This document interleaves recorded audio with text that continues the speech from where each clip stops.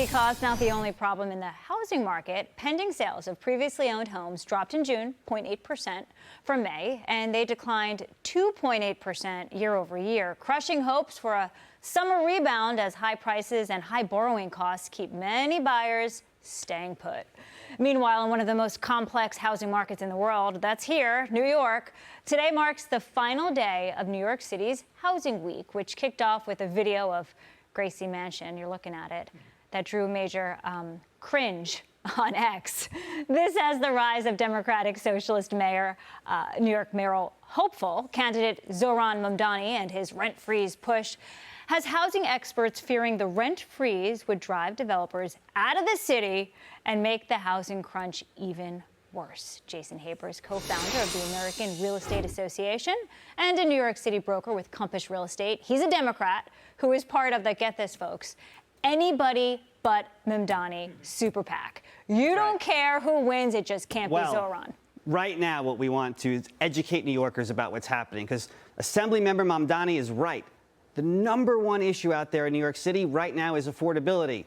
But he's wrong in what he wants to do. Every one of his policies, every one, will make the city less affordable and less livable and less safe. And so we're a coalition coming together to say, look, we have to educate New Yorkers about this. There's a better way forward, and let's do that, and that's what we're doing. And your goal is to raise $20 million as part of this campaign. But you know, it's more than the money. It's the message. In the primary, Assemblymember Mamdani used affordability as his shield, and it took him to victory. We believe in November it can be a sword used, because we think that the issue really will resonate with voters if they understand he will make the city less affordable for them. Let's pull up the full screen here. Yeah. And it's a Wall Street Journal headline, and it says this: New York's housing crisis is so bad that a socialist is poised to become mayor. That's right. To your point. That's right. I mean, and you're in this education phase. And if you are a New Yorker, and Realtor.com is reporting asking rent in the Big Apple accounts for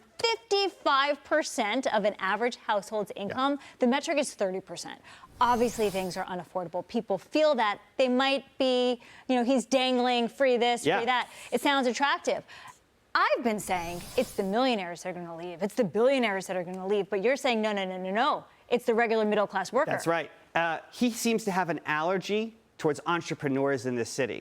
The hardworking, working-class New Yorkers, he wants to raise corporate taxes by 58%. 58%. Now, who pays that tax? Plumbers, electricians, bodega owners. So do you think that they're so rich they can absorb that cost? Of course not. They either pass it along to you and I and make the city far less unaffordable, or they leave. They cannot do it. So what's the solution to the housing affordability crisis? Supply. We have over 1,000 vacant lots in the city we can now develop. We can build more. We have to create more and more supply. The answer is not to freeze rent for some, because what do you do about the cost? Notice he doesn't talk about freezing the cost. He talks about freezing rent for some rent-stabilized tenants. The rents will go up for everyone else. Look at HSTPA, and the FAIR Act is the canary in the coal mine. When government does this, it simply doesn't work. Is there a candidate out there, whether it's Cuomo or Adams or even Curtis Silva, who you like their plan to bring housing affordability down to affordability? You know, here's the thing. Mayor Adams just passed the City of Yes, a once-in-a-generation rezoning. If I was Mayor Adams, I would go around the city and say, more City of Yes, less City of Socialism. If I was Governor Cuomo, I would say, look at all I've built. I'm a modern-day DeWitt Clinton, the Erie Canal and the grid plan of the 1800s. He's the guy who could build big projects, and that's what we need, a mass-scale housing program in this city. Well, you've got 95 days left, Jason, to educate New Yorkers.